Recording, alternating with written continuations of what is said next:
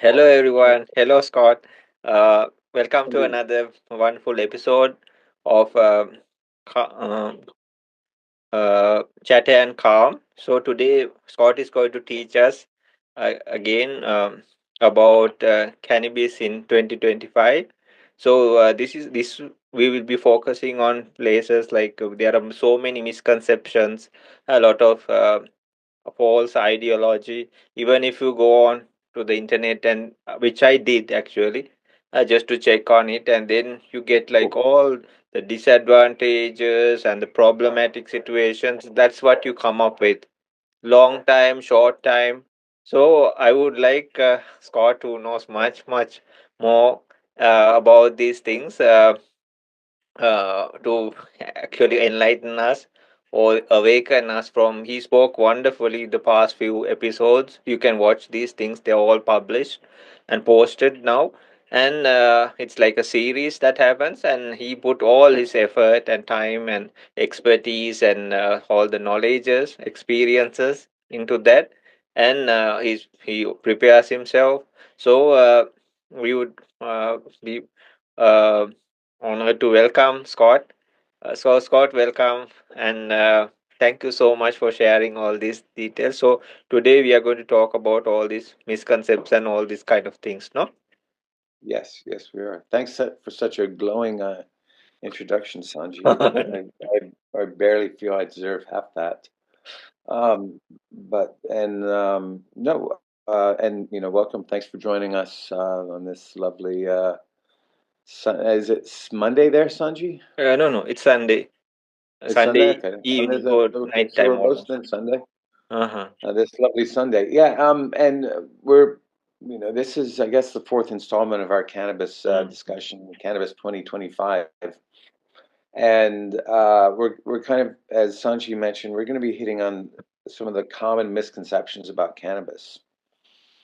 And what I'll do, because I've worked with the plant for a long time, but I did some research too, because my sphere of contact is relatively limited, really, and so it's good, to do a deep dive in Google or whatever, and get other people's ideas. And I have a good list um, about misconceptions of cannabis, and I'll go through this small list, and then I want to go back to Sanji before we start meditating and ask him, because another thing to take into consideration about misconceptions about cannabis are cultural differences. Mm-hmm. And we're on opposite sides of the world. I'm in North America, United Mm-hmm. States, Texas to be exact, Austin to be very precise, and Sanji's all the way over in Sri Lanka, right? What city are you in Sri Lanka again? Candy. Kandy? Yeah. Okay, Kandy, Sri Lanka. Very nice. Somebody say it's a very nice name. Like it's like the Hmm. candy, but I say it's okay, right? Yes. It's so much fun doing this. Anyway, okay. Common misconceptions about cannabis. Number one, cannabis is always addictive. When we talk about misconceptions about cannabis, at least in North America, back in the late 1940s, people were making movies about marijuana that were very Mm. negative, Yeah. portraying users of marijuana in the worst light. Like they take a couple puffs and their life is over. It's ruined. Mm-hmm. And I I watched about 5 minutes of one of those movies this morning. And it's called "She Should Have Said No." And Uh-huh. it's about a poor girl with a dancing group, and she smokes a little bit of marijuana a couple nights in a row, and her life is over. She can't follow anything. She's stumbling around. Her eyes are very, very narrow. And these movies were created with the intent of portraying marijuana in a very negative light. Mm-hmm. Up to that point, marijuana was commonly used, but it was commonly used by people of color, African Americans, and Hispanics in the United States. Really, really, for the most part, white people didn't use it unless they were with music, like Mm-hmm. rock and roll or jazz, or that's where there was common consumption of cannabis. But anyway, I'm referring to those movies because when you see one of those movies, you see where a lot of these misconceptions are started. Mm-hmm. Number one is that cannabis is always addictive, and there's a small truth to that, and in that for a small percentage of cannabis users, um, it they do become addicted. Let's say 2 to 5%, maybe 4 to 7% of the users of cannabis, not the users of the entire population. Mm-hmm. Like typically in most cultures, or I won't say most cultures, in North American, you see cannabis usage somewhere between 10 and 15% of the total population in any given state. So, number one, cannabis isn't widespreadly used. At the most in a culture, you're going to see 20% usage. And we'll circle back to this. It's it being always addictive. It isn't. It is. Science indicates that, as I said, about 5% of the people who use cannabis do become addicted to it. Mm-hmm. Then another misconception: cannabis is a gateway drug. I've been hearing that um, since I was a child. Mm-hmm. That if you use cannabis, then that means you're going to use you're like Oh. something else, and then something else, and then you'll be using heroin and really Uh-huh. bad drugs. That's something that authorities will still say, and it's disappointing when someone says that, or it's good because if someone actually says that, then you know that they haven't done their reading, they haven't done their research, and that their statement is based on a falsehood that was people started mentioning. Gosh, I probably when I was 12, I think I remember hearing that, which is Mm-hmm. 40, almost 50 years ago. Mm-hmm. So, when you hear someone saying cannabis, if you do cannabis, it means you're going to be doing heroin next, and really hard stuff. That's just not true. And not only is it not true, but it's a falsehood that's being pushed around for 50 years. Mm-hmm. Then another item here, cannabis has no medical benefits. That's another thing you hear that's been pushed around forever. And actually, the laws in the United States on the federal level seem to indicate that. In the United States, cannabis is a Schedule One drug, and Schedule One means that it has no medical benefits whatsoever. Mm-hmm. Uh, in our previous three episodes, we've touched on that I worked on the medical cannabis side for 2.5 years with my brother in New Mexico.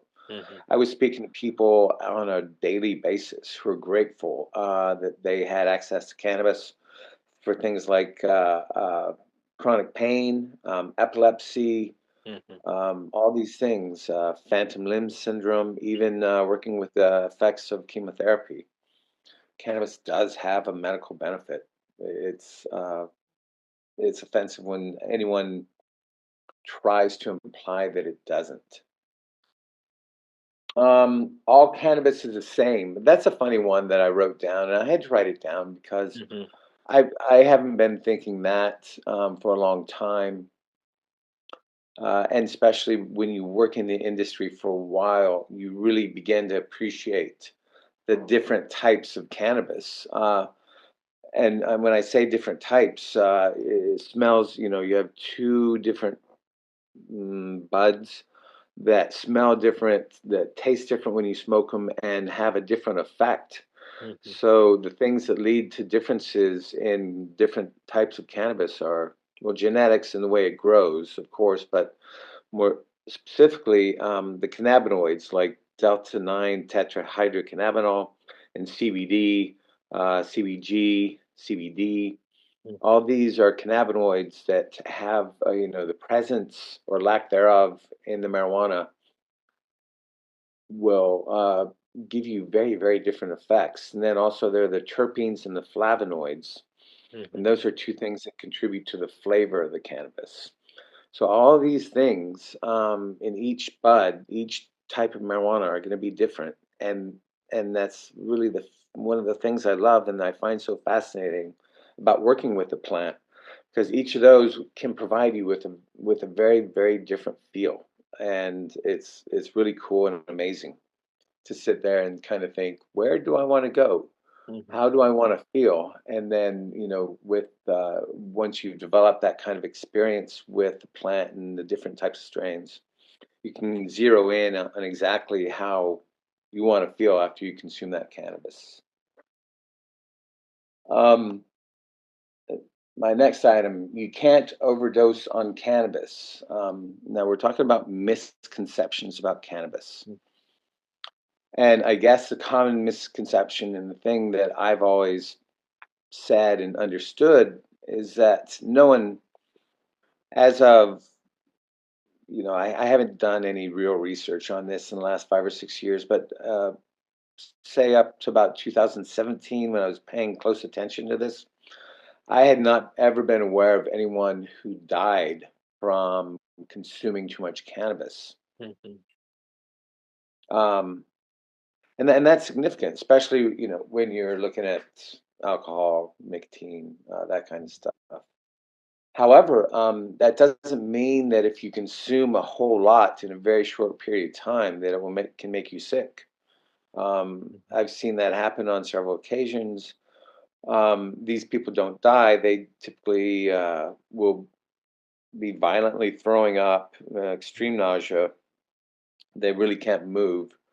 They kind of have to be transported to, if they're out, they have to be put in the back of a car and then, helped into bed. And at that point, if anyone ever hits that point, it's good to take like a tablespoon of a fat, not necessarily butter, but Mhm. peanut butter. And if you eat a tablespoon of peanut butter, that substance in the fat and the peanut butter helps your body break down the THC much quicker, so those symptoms will go away. Mhm. But again, yeah, the misconception is that you can't overdose. It's extremely, extremely unlikely that you'll die from consuming too much, but you can get sick. Mhm. So, it's always a good idea to keep in moderation in mind. Because if you do too much, just about like with anything, you'll have some adverse effects.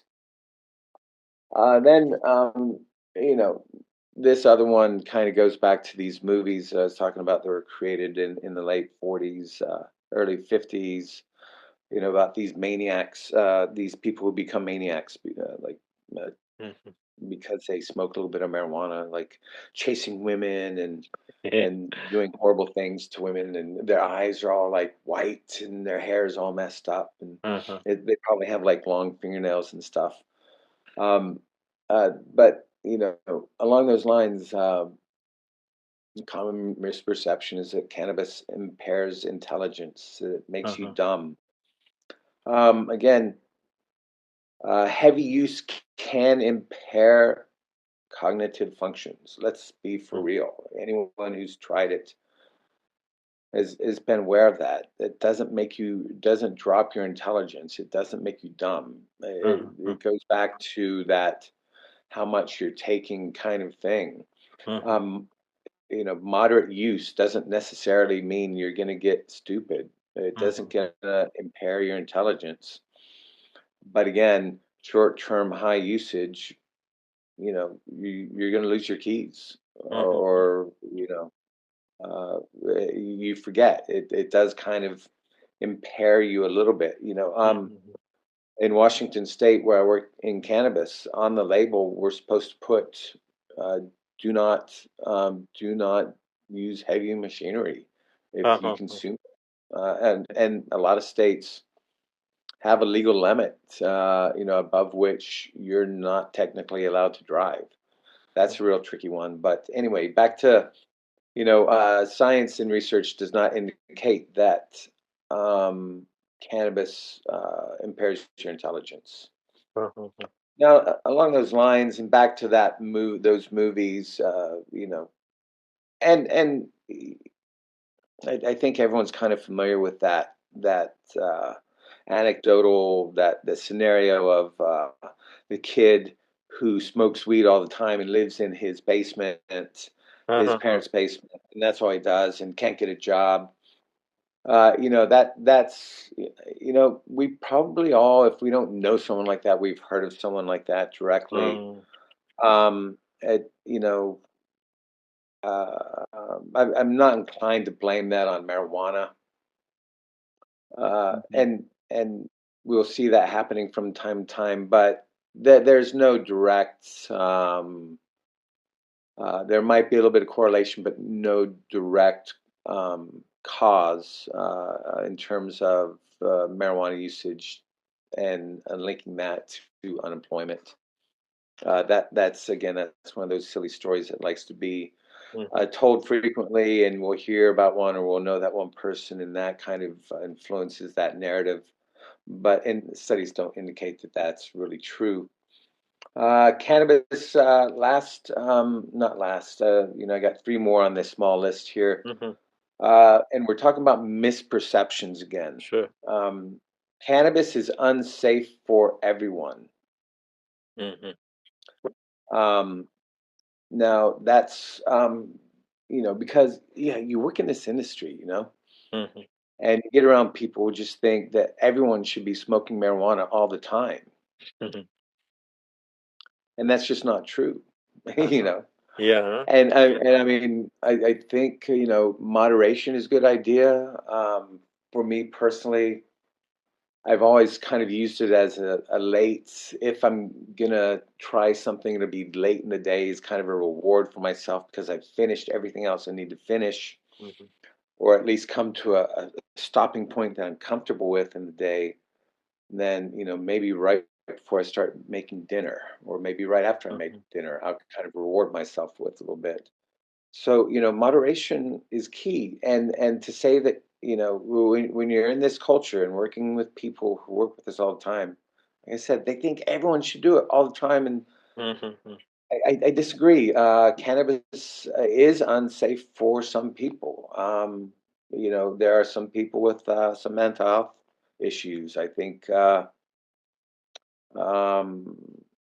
well, after, after I complete this list, I have a very short article in a magazine called Oh, Psychology wonderful. Today. It's a Mhm, respected, peer-reviewed publisher of good psychology information, and we'll talk upon this. We'll discuss this list about cannabis being unsafe for everyone, because there are some people that just are not benefited, really, honestly, from mhm, consuming cannabis.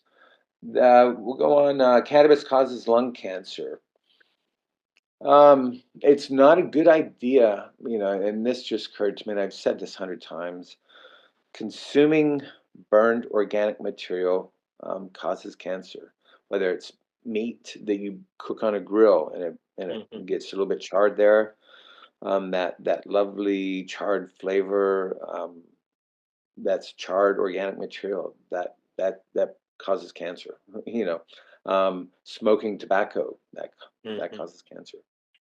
Consuming charred organic material causes cancer. So marijuana is organic. If you're smoking the bud, on some level, that's not good for you. But cannabis itself, smoking, there hasn't really, been that connection. That connection has been proven. And even last week, I did speak about a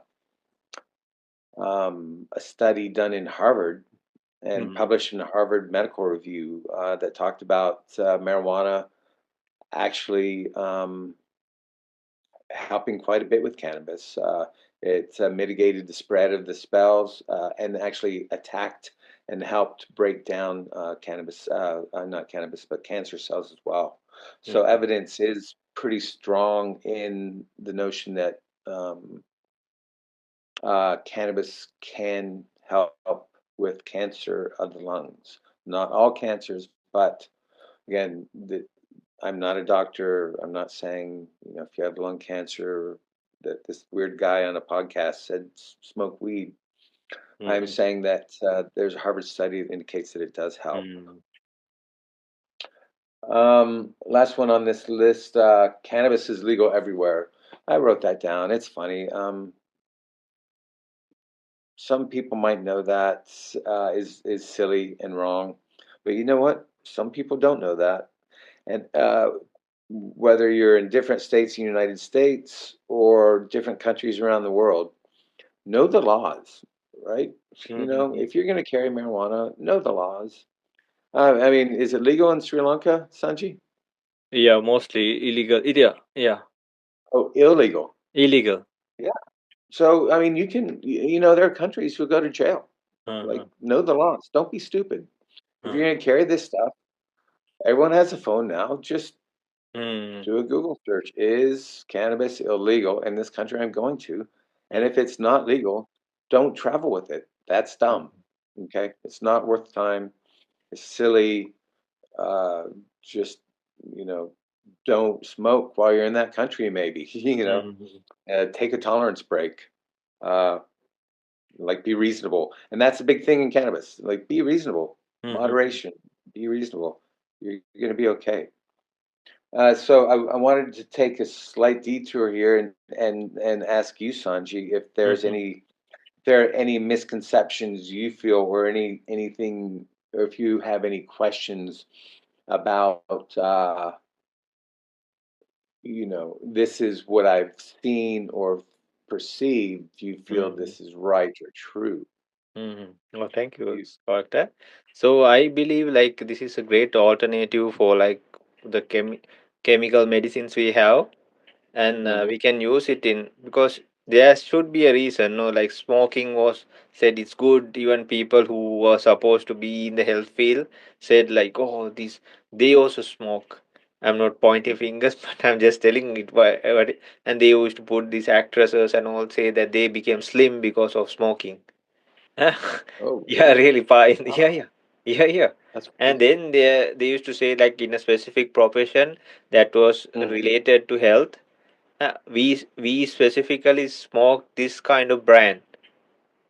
Oh, All really? yeah, really. All I don't want to say the profession, but they hmm smoke this kind of brand.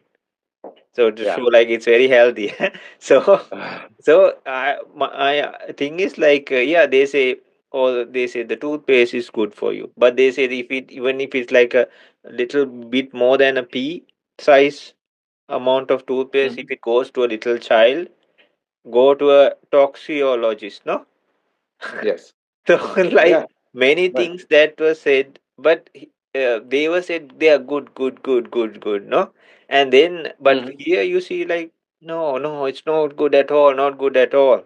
Uh, so for example, they say chemotherapy is good, but there are so many things that's harmful, right? And they say do Yeah. the vaccinations, but then there are people with so many difficulties now. Yeah. So Mm. yeah, like. I have very positive idea about this, especially in health wise, so like helping people, Yeah. especially like cancer related.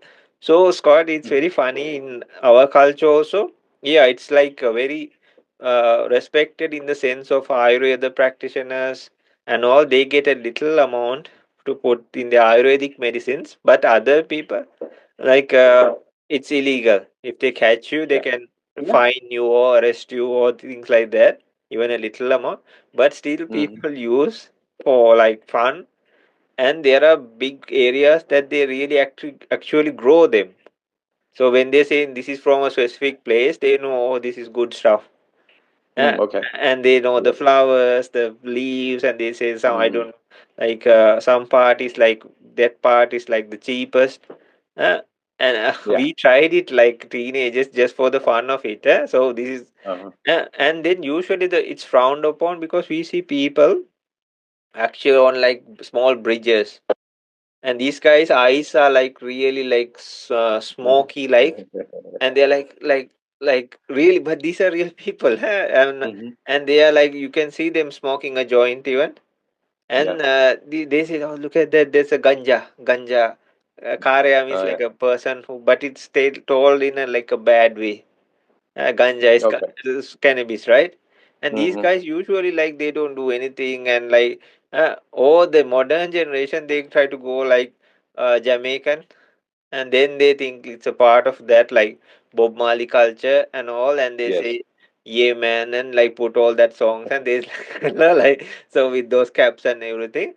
So Hmm. usually it's frowned upon, and then they was telling like, but you see these people actually limping because they say like some kind of like lymph nodes like things. I don't know what they call it. It Oh, happens really? on the soles of their foot. So Ooh. these guys go hopping. I don't know for what reason. They Uh-huh. go hopping, especially these people who smoke. I don't know whether they what they smoke is bad or they Hmm. mix some things to Oh, that.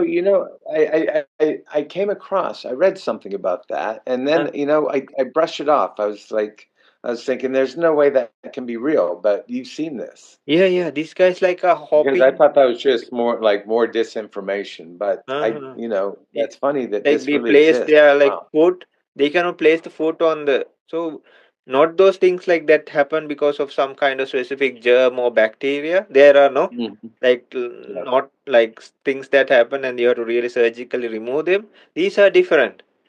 Yeah, these are Okay. different, especially on these people who do this kind of stuff. You see them like limping and going, no? So Yeah. I think surely these guys like abuse it because you can abuse. I there was a nice in another podcast that one lady mentioned like one of her teachers said like even a screwdriver in the wrong hands can be a deadly Yeah. weapon. It's true, Yes. Yes. right? Yeah, that's It can true. be like Yeah. psycho 4 or something, right? With a Hmm. screwdriver. Yes, Which it's is true. yeah, it's It's true, right? absolutely true. Hmm. So then anything, no, you can twist it and turn it, manipulate it, try to add something. I heard like some substances, like though it's already bad, to make the cheapest, like the street marketing, they put baking soda as well as rat poison, and they put Okay. a tiny bit of that. I don't want to name it, Yeah. but they put a little bit just to show that is it's it, but most of it is like baking soda to show the color and the Yeah. amount, and Hmm. it but that is also such a tiny amount it seems, and to get the kick or whatever they are expecting, they put Yeah. rat poison into that. So like that, if Wow. people twist it and turn it, they can go Hmm. in all directions, no? But Yes. these are the kind of things, and it's usually frowned upon, and but still people do, and even some people take it for like sexual stimulation. Oh, really? Yeah, Rat poison. some Right. specific religion people and all, they take for sexual stimulation, and Hmm. usually they have a lot of babies also. And they just Yes. like Wow. making sense. Hmm. But those kind of things, and yeah, in some medicines they use this a lot, especially ayurveda, and Okay. but for other people it's quite like illegal, and it's like hand it over in secrecy, and Hmm. you have to find the Yeah. dealers, and it's very secret, and they smoke Yeah. it also very secretly. Okay. That's good. Yeah. I mean, it's like we should finish off that one before we touch on the Psychology Today article. Hmm. If you're traveling, whether you're traveling between provinces or states in a country or from one country to another country, never assume that cannabis is illegal where you're landing, because sometimes it's not, Hmm. and you can get into a lot of trouble. You don't want to be in jail in a foreign country. Hmm. I haven't had that joy, and I don't ever want to. Hmm. I'm sure it's no fun. Hmm. The other thing I was talking about is this article on Psychology Today, and because when we were talking about misconceptions, initially the thing that comes to mind are all these really bad lies and Hmm. untruths about the horrible, horrible, horrible things that marijuana can do to you, like ruin your life. You'll never get a job. Hmm. You're just going to live on the streets. So much of that is just really bad, bad uh, media that was put out there to influence people. Hmm. And I don't want to get into the whole. I touched on the racial aspect of it, which is absolutely true. But that's a whole other 2-hour discussion. But Hmm. in the Psychology Today article, So we're veering from that like misconcept. We're kind of addressing that misconception that marijuana is safe for everyone, Mhm. and it isn't. There are some people and there are some body conditions, there are some symptoms that are Mhm. not served well with marijuana. Mhm. Number one here in Psychology Today, and I want to make sure, let me see if I can find. Mhm. Uh, the author here was Moha El Jah. I just want to make sure he gets his notification. I'm not stealing this without acknowledging your Sure, creation sure. of this, but Uh-huh. marijuana is not harmful to your mental health. It says here, and I'll read it. I'll skip over words that aren't necessary. The Sure. science is conclusive. It says the THC concentration in marijuana is on the rise. Mm. That's true. Since they're making extracts that are 90% THC, that's something you can't debate. The THC concentration is going up. A recent study in The Lancet found that this increase in potency brings a slew of serious mental health risks for marijuana users. Mhm. The study revealed that high potency cannabis use was associated with a fourfold increase in the likelihood of addiction. Mhm. So that's significant. Four times the higher likelihood Mhm. that you become addicted to cannabis or marijuana if you consume high concentrates. I'm sorry, that's very wordy, Mhm. but the essence is higher percentage concentrates one takes, the more likely are they to become addicted. This research is in line with real world trends in cannabis addiction treatment, which in the past decade has seen a 70%, 76% increase. And lastly, according to the CDC, which I don't know if that exists anymore, Mhm. thank you. Um, According to CDC estimates, around 30% of all marijuana users in the US meet the criteria for cannabis use disorder. So that's big. 30% Mhm. of cannabis users have a disorder. And that disorder is being addicted to cannabis.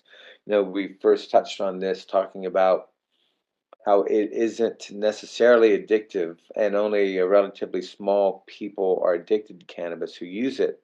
Mhm. But when I was making that statement, I was talking about weed or the flower. And Mhm. what Psychology Today is kind of directly refuting that, but on a different level again.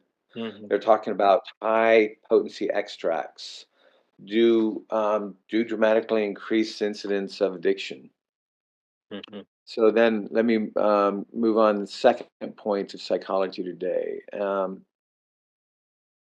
Oh, well, wait, let me go back to the first one about mental health. It says those who use high potency cannabis were found to be at higher risk for developing cancer induced psychosis. I've seen that firsthand. I've had very, very dear friend develop some rather nasty mental health issues. It was hard, it was bad. And it wasn't just cannabis, he was consuming a lot of other things. Mhm. Uh, but studies are indicating that it does lead to a certain type of psychosis, and then it's also adds that this study found evidence that chronic use of potent marijuana could lead to an increase in depressive symptoms and worsen anxiety. Mhm. And that's a segue into the second point. Marijuana cures anxiety. Again, we're talking about misperceptions of cannabis. And I do know some people that consume cannabis for anxiety or say that it helps with anxiety. Mhm. Moderation is a big deal here, and also, that's a very, very interesting thing about cannabis. The same plant can have very different effects on two different people. So, it's always a good idea to be aware of what you're consuming. Be aware, read those labels. Mhm. Like get familiar with cannabinoids and different types of marijuana. Get familiar with the terpenes if they're listed on labels. get familiar with all those things, and then you'll, as you read about them later, you'll have some experience, and you'll know, sometimes this particular combination of cannabinoids and terpenes makes me very anxious, or this particular combination makes me very relaxed. And Mhm. also, like I said, it's a very personal thing. Uh, the same plant can have different effects on two different people. But, point two of psychology today, and I'll wrap this up because we're getting kind of late. Marijuana cures anxiety. With a lot of people, it doesn't. Says if you're a recreational user, chances are that your strain of marijuana has a high THC to CBD ratio. Of the two cannabinoids, THC is what produces the high that people enjoy. It says, be a discerning consumer of cannabis and understand the difference between THC dominant and CBD dominant strains. Um, so the essence of what they're saying here is also that high CBD strains will lessen anxiety, and often high THC strains increase anxiety. Mhm. Um, I'll have to agree with that in some situations, and again, it's a personal issue. Not only is it personal, the situation that you're in, if you're hanging out with a bunch of people that you're not comfortable with, you know, smoking a bunch of marijuana might make you anxious. Let's just be reasonable about that. Mhm. Last thing Psychology Today mentioned in this article, marijuana makes you creative. That's a good one. Mhm. Some people say yes. I know artists who Yeah. Huh? who absolutely claim for sure that they can't Mhm. get anywhere close to a creative state unless they're high on marijuana. So Psychology Today is refuting that. I'll read it. Pop culture is full of anecdotal evidence, like we just Mm. said, that marijuana Musician. makes you a better writer, musician, or artist. Uh-huh. And then they say, let's explore this claim through a scientific lens. And that's Mhm. reasonable. A recent study published in the Journal of Applied Psychology discovered that while users may think they're more creative while under the influence, the drug had no bearing on the actual creativity displayed. That's an interesting thing to state in an interesting study. I'd have to read about that to Mhm. see how they came up with those conclusions. If someone thinks they're more creative, I think that might make them more creative, you know. Mhm. Um, but then, we have a study that says you're not really more creative. You're just as dumb as you were before. Is that what they're saying? Maybe. And yeah, again, I'd love to read that study. Um, Mhm. here, I'm gonna, oh, hey, I got it. I'm gonna post this study Uh-huh. on, on this so other people can check it out. How would Uh-huh. I do that, Sanji? Or you been share the document?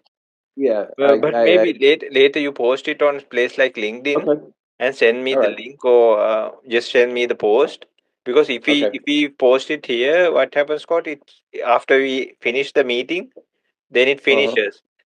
Then it disappears. Yeah, Okay, it disappears. gotcha. There was a funny story. Was I remember some one time. Yeah. Oh, wow. Okay. Thank you so much, Scott. I'll I'll add no, this. I'll post it. Uh-huh. I'm gonna post it everywhere, Sanji, so everybody can read it. Yeah. Uh-huh. Copy link. Okay, I'll also just keep a copy and we can add this to our post as well as the yeah. Okay. Hmm.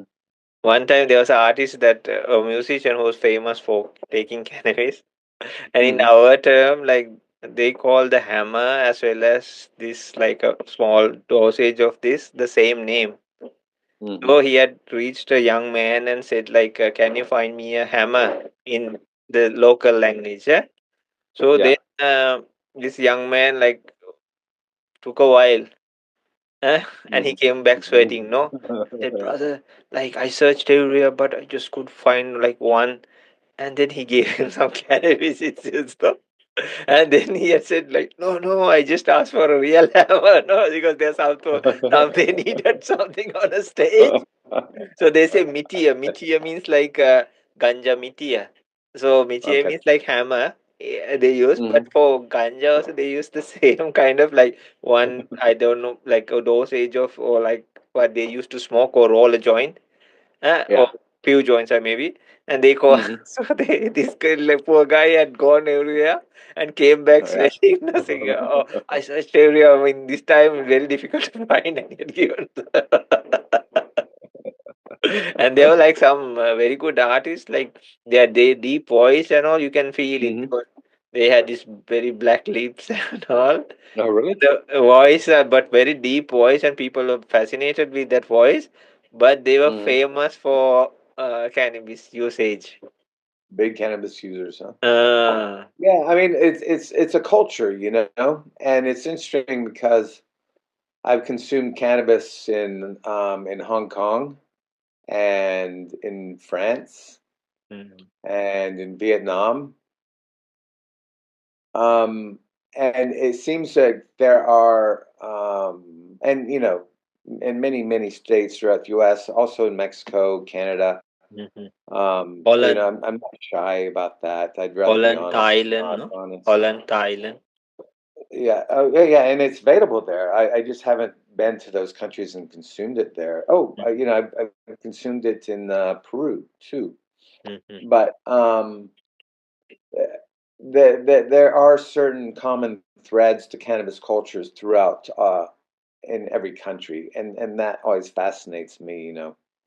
I remember being enjoying hanging out with some guys and smoking marijuana in Hong Kong.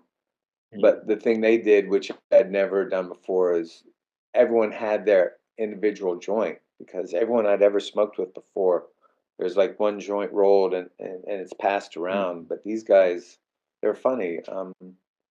Yeah, they rolled a bunch of medium-sized joints and everyone had their own. But anyway, mhm. yeah, we should. It's getting late, Sanji. Ah, okay, You okay. probably have 20 more podcasts you got to do in the next 2 hours. No. Okay, so thank you so much, Scott. And yeah, I didn't mean for that to sound like anger. yeah, yeah, sure, I, sure. I was joking. Yeah, yeah. Sometimes there are a lot actually. Uh, so okay, you ready for some meditation? Yes, yes. So Scott, like how is your just like you don't have to go so specifics, but just in case like other people also want to see how a practitioner works. So what happened with your meditation practice the past few days? Well, my practice is pretty regular, and that's the only good thing about it. Mm-hmm. And I do, routinely every morning. The first thing I do is I throw the pillows on the wall behind me, sit up, lean Mm-hmm. up in a prone position, and meditate for 20 to 30 minutes. Mm-hmm. Sometimes, like if I have that 4 a.m. wake up and can't go back to sleep, I'll meditate then for about 10 to 20 minutes. Because after I do that, I can usually slip into a pretty deep sleep. Mm-hmm. But regardless of whether or not I do that, every morning, sit up, meditate for 20 minutes in the fashion. It's commonly referred to as transcendental meditation. Mm-hmm. Um, so I took a handful of classes, and this was back in 1990, I think. And it was a great learning process, but also I was given a mantra, which I was told never to share, always keep it to yourself. Mm-hmm. And my meditation, the TM meditation, is just kind of constantly refocusing mentally on the mantra. Mm-hmm. Oh, okay. Integrating some breathing techniques as well from time to time. Mm-hmm. But that was in that one primarily involved having the exit breath be the intake as well. So you kind of don't breathe for a little bit, Mm-hmm. but your body kind of feels like it's breathing. So you can actually really extend that period without taking a breath for a long, long time. Mm-hmm. Mhm. Okay. Are you Cool. familiar with that type of meditation Yeah, or yeah. that Just breath part work, of? pranayama. uh, Kapalabhati, like there are different traditions, different methods. So Hmm. actually, yeah, there are some stages like okay, uh, sometimes like we can see the water that is running on a surface of the soil or something, but sometimes we don't witness the like really subtle drops of water that is seeping through the soil, no, like the real Hmm. small ones, no. So likewise, what happens is called like breath happens, huh? But we Hmm. don't, because it should be now the air around us we cannot feel it, no. But when you just fan yourself or something, you can start feeling it, huh? Hmm. So likewise, but it's not, that doesn't say it's not there, right?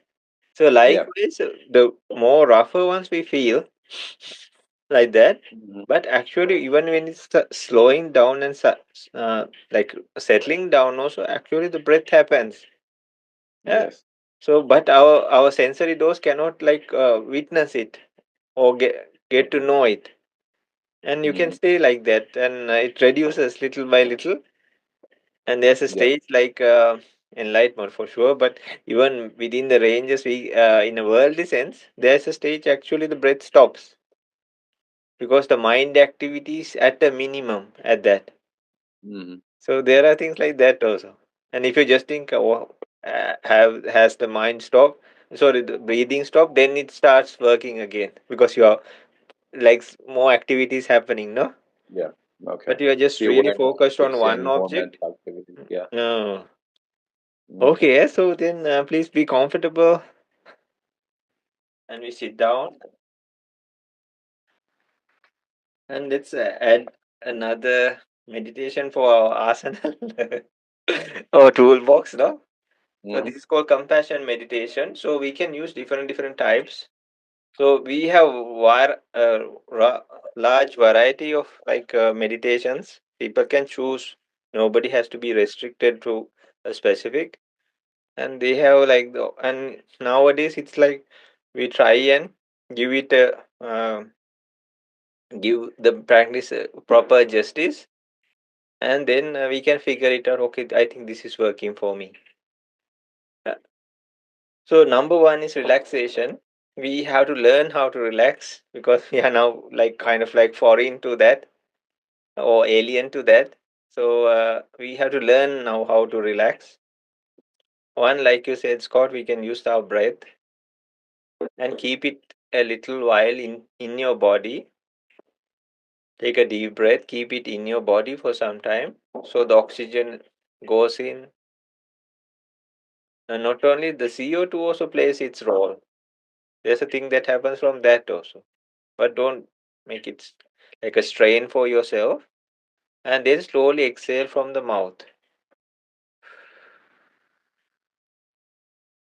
The more you exhale, you can press your abdomen in, and then even let the rib cage go downwards. Even the shoulders come down. And you can use like the whole body is breathing. Then again breathe in from the nostrils and keep it in, and then slowly release from the mouth. This kind of process actually happens when we are running and all, and we stop. But we can do it intentionally also. Then usually go after that. More we do, the better results or better benefits we have. And then we can go to the good old body relaxation. So we can focus on parts of our body, head to feet. Some masters explain like take part by part, piece by piece, and it's like a body scan. You go start from the scalp region and try to release and let go of any kind of excess effort, if possible, any tension. Just putting your bare attention there releases things. First, we don't feel it, but it actually happens. There are many reasons for that. Then slowly move to your forehead region. Let that skin of the forehead just spread out. Then you feel relieved. So what we are doing is we cannot just say for a person you relax, relax. We have to make it happen. or let it happen. Then slowly move to your eyebrows, let them drop to either side. Then slowly moving down to the eyes. Think of a time you are in deep sleep and let the physical eyes go in any direction they want. Moving down, check on your teeth and the tongue. You can release your jaw muscles. You can move it, shake it, and then whole side of your face, one side of your face, right up to the chin. Then do the same to the opposite side, all the way right up to the uh, chin area. Then the back of the head. You can make your body balanced. Then moving down to your shoulders, you can drop your arms right in front of you or on the sides of you, just hang them or drop them as if they were made of rubber. Then your chest area, more small areas you would pick, more effective it is. For now, we just take a general big area. You can do like right side, left side of the chest, or even smaller areas. And then the abdomen, know your presence there. Then the upper back, lower back.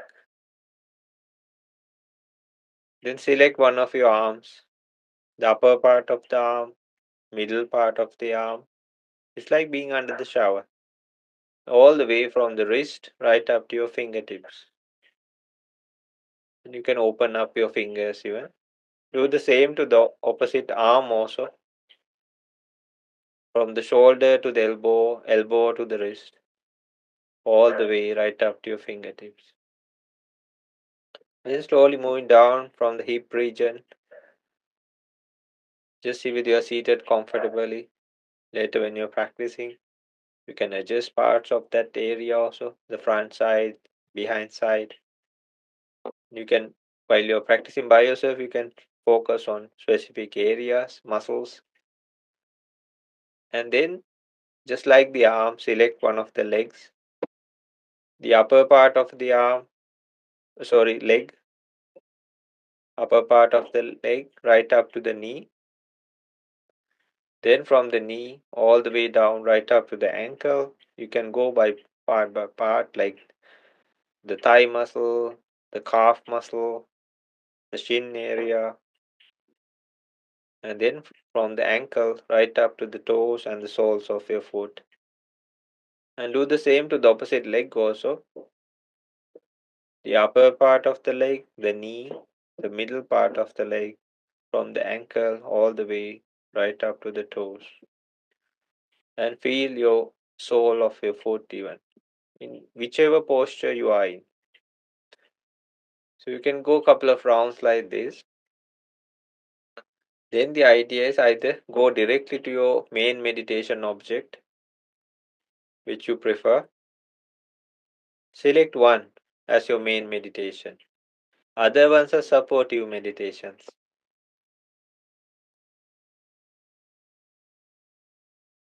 It's like we keep supports to keep a pillar or a post upright. You can use loving kindness. You can take yourself as the meditation object. Use the ancient verses. May I be free from anger or anything that is disturbing you now, frustration, agitation, irritation, anything. They all fall under the category of anger. Then next ones we keep them as they are. May I be free from mental pain. May I be free from physical pain. May I live happily and peacefully.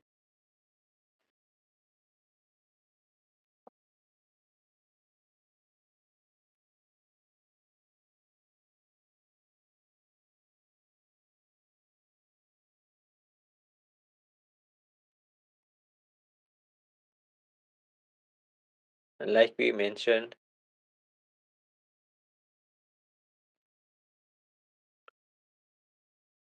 you can select somebody, some teacher who is still alive, Homeos, it could be anybody from any field, and they say for a male to select a male and a female to select a female, because we keep them in a very high place. So we used to select like our teacher who was like in his 80s, he's still alive. So it's very easy. Select somebody whom you have a lot of respect, even if you have never spoken or never met them, even no problem. That elevates our mind. And do this meditation upon them.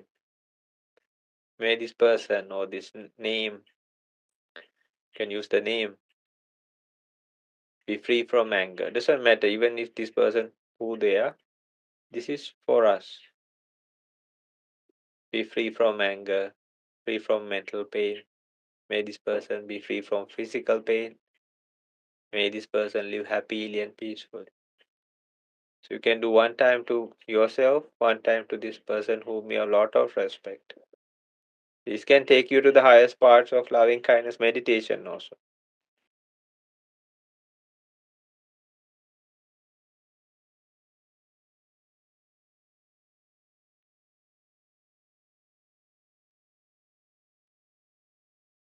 Then what we can do, I'll introduce a new meditation.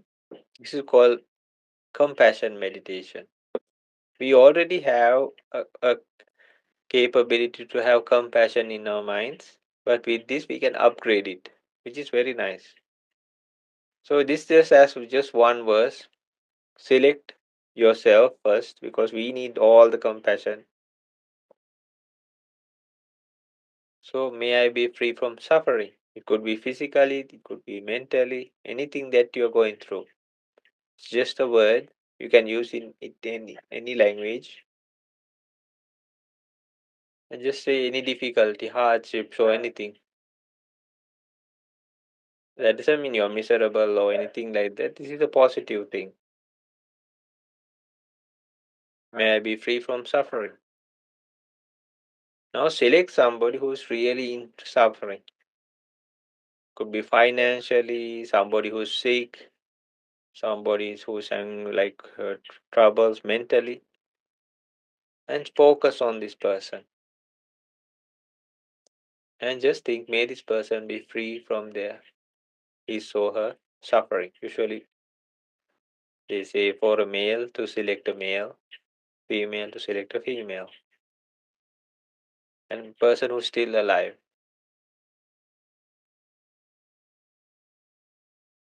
That brings a lot of positive, and we can use the breath. You can select any of these meditations as your main meditation. Now, if you want, please place your hands in a more comfortable position, slowly and mindfully. Slowly bring them. So, what we are trying to do is make the relaxation happen more and more. And for the breath meditation, we keep it super, super simple. Very simple, we keep it. We focus on the nostril area. If you want, take few intentional breaths and then breathe from the nostrils only. And then later on, focus on the natural breath, unintentional breath. And you just want to let your mind settle down into that. It's like we sit back, relax, and just see something happening. Okay, let's meditate by ourselves for a short time. You can pick any meditation. I'll just keep a bell for a short time and let's meditate.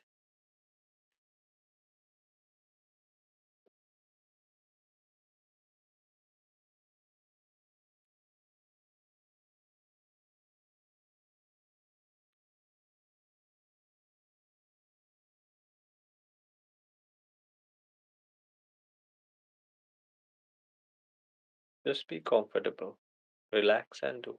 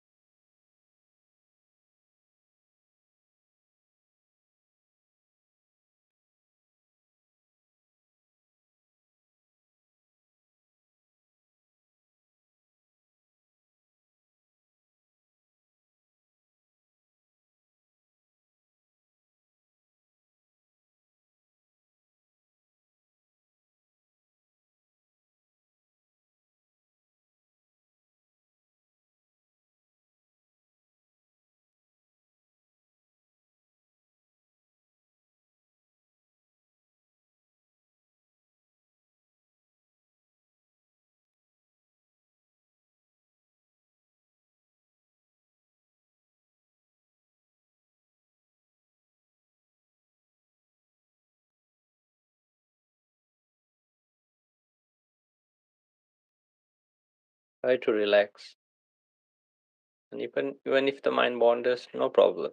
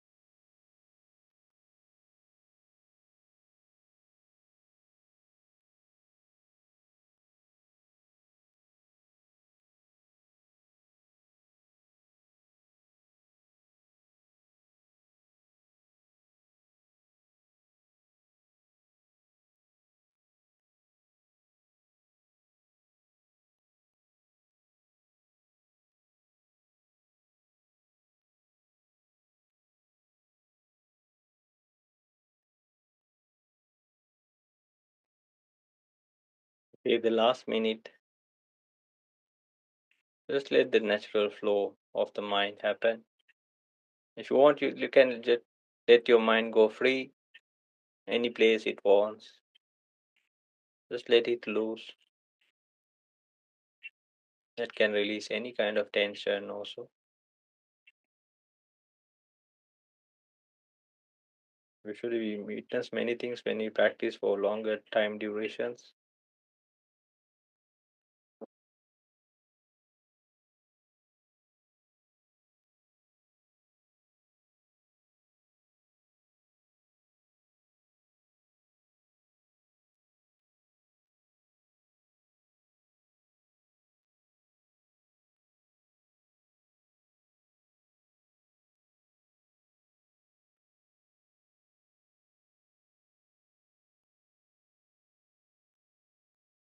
In the meditation, slowly bring your attention to your heart region. And if you want, you can place one hand on your heart if you like, or you can just be as you are and just think, may all beings be well, may all beings be happy, may all beings be peaceful, may all beings be well, may all beings be happy, may all beings be peaceful, may all beings be well, may all beings be happy, may all beings be peaceful. Then, after that, slowly bring your mind along the body, then your face, and slowly to your eye regions. And these are like your windows. So, you can let the sunlight in as well as you can put nice things out of what we did. So, while you're gently opening your eyes, let that beautiful energy travel through your body, day, even entire life. You can slowly move your fingers, shake the body a little. If needed, focus on some objects. That's called compassion meditation. So we have that thing already of compassion. We can bring it to a more higher stage even. And it can take us to higher mind states even. Hmm. Just like loving kindness meditation. Only thing you feel a little bit because you have to take a person who is in suffering. So you kind of like feel it. Loving kindness, there's nothing as such. Like it's so soothing. It's like something like so smooth and like refreshing going in the body. But Hmm. compassion meditation sometimes in the beginning, because we are focusing on a person who is in some kind of difficulty, we kind of like feel it. But later it changes. You can get the same kind of effect just like loving kindness meditation through compassion meditation also. So there's Would like you say loving kindness is more directed inside and compassion is more directed towards someone, another person?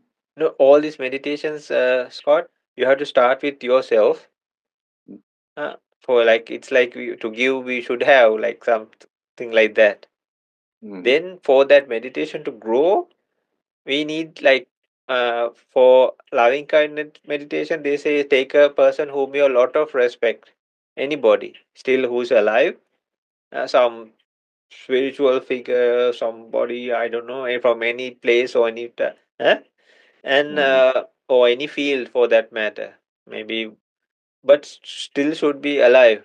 And we have like already lot of respect. Maybe we have never met this person even in our entire life. So what Yeah. happens is because of that, our mind, because we already keep this person in a very high place, right?